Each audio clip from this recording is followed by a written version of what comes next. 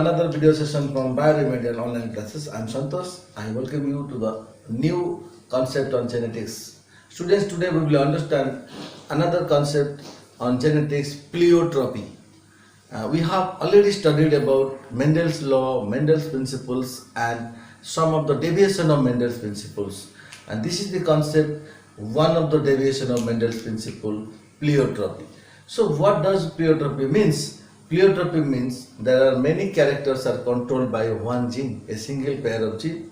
Because as per Mendelian principles, one character is controlled by one pair of gene. But here, one pair of gene is controlling many characters.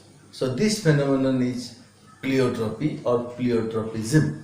Students, pleiotropy is total opposite to multiple allelism. Multiple allelism is another concept of genetics that also deviates Mendel's principle. In multiple allelism, there are many genes controlling a trait.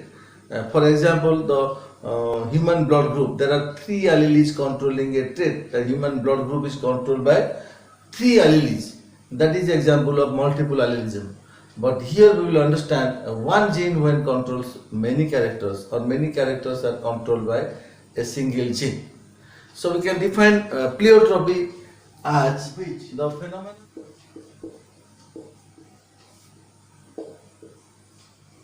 phenomenon in which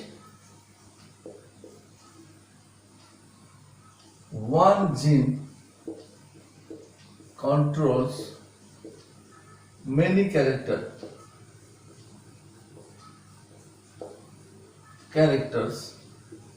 is called pleiotropy or pleiotropism. Students, the genes which are responsible for many characters, the single gene or the many large number of genes in different places, the genes that control many characters are called pleiotropic genes. So we can write down the genes controlling many characters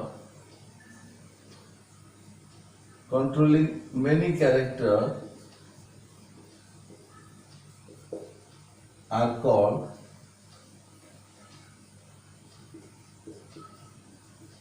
pleiotropic gene. Let us take an example. What happens actually in pleiotropy?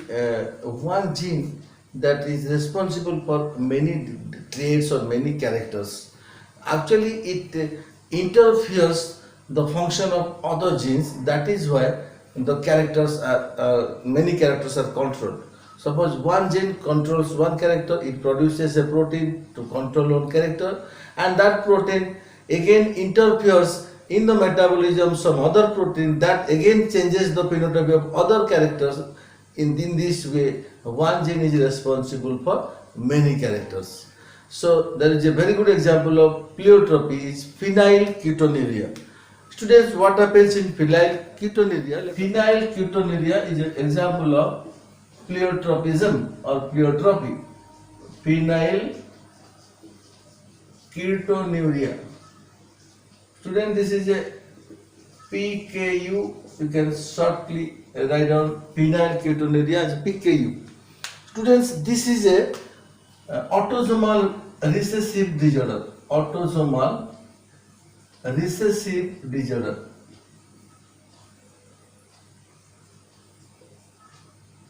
What happens in this disorder? In phenylketonuria, what are the disorders? How the disorders takes place? What are the expression in these disorders? There will be the person will have multiple disorders. The person may have mental retardedness. Person may suffer from discoloration of skin. Person may have the failure of kidney functions. These are all different types of disorders that is seen in a person suffering from phenylketonuria. How the disease actually occurs, the mechanism behind this phenomenon, this expression. Students, let us assume the gene P, which is responsible for this character. That means gene P, suppose it is in a normal condition, the gene P actually it is located in chromosome number 12. in autosomes. Actually, it is autosomal recessive disorder, means the gene of this disorder is present in autosomes, and the gene is in a recessive condition. The disease will be expressed as it is recessive. That means both the gene will be defective, both the allele will be defective for this disorder. So the gene P produces an enzyme. It produces an enzyme, phenyl hydroxylase, phenylalanine hydroxylase, phenylalanine hydroxylase. This is an enzyme produced by P gene. This gene produces this enzyme. The function of this enzyme is to it break down phenylalanine into tyrosine. So this enzyme it metabolizes the phenylalanine into tyrosine. Now this P gene, when it will be defective due to mutation or some other means, when P gene will be defective, this enzyme will not be produced in the body. When this enzyme will not be produced in the body, this phenylalanine will not be broken down into tyrosine. That means the phenylalanine will be accumulated all over the body and spread all over the body. When phenylalanine will be spread all over the body, it will affect the function of other amino acids. Means it will disturb, it will create a problem in the metabolism of other amino acids. So due to the accumulation of phenylalanine, the development of brain will be stopped. That will lead to a disorder called, the disorder will be known as mental retardedness. It will lead to the disorder mental retardedness. So mental retardedness will take place when phenylalanine will be spread all over the disorders. All over the body, when phenylalanine will be spread, this mental retardedness will take place. Then when phenylalanine will be spread all over the body, the kidney will start removing the waste, and the kidney function will be affected. So kidney function, it will be kidney function affected. Then the third is, when phenylalanine will not be changed into tyrosine.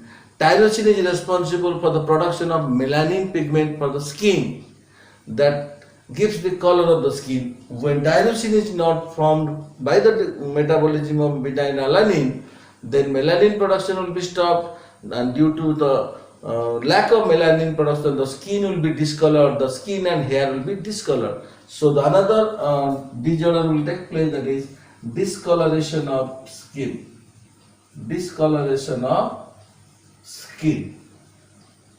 So we have understood now one defect. The defect is in P gene. So due to mutation, the P gene will be defected. Then it will stop producing, the defective P gene will not produce phenylalanine hydroxylase enzyme. Then that will not convert phenylalanine into tyrosine. So phenylalanine will be accumulated, spread all over the body. That will stop the brain development, leads to mental retardedness. Then due to accumulation of phenylalanine, it will affect the kidney function by continuous removing the waste. Kidney will be affected. Then when phenylalanine will be not converted into tyrosine, without tyrosine or lack of tyrosine, melanin production will be stopped, and the skin and hair will be discolored. Skin and hair will be discolored. So mental retardedness, kidney function and discoloration of skin are the three disorders controlled by a single P gene. Okay, so this is a very good example of pleiotropy or pleiotrope. Hope you have understood the concept very well. If you like this video, students, please like, share and comment. Do subscribe my channel to get updated information on biology, on genetics, on biotechnology and so many chapters. Thank you very much. Bye bye.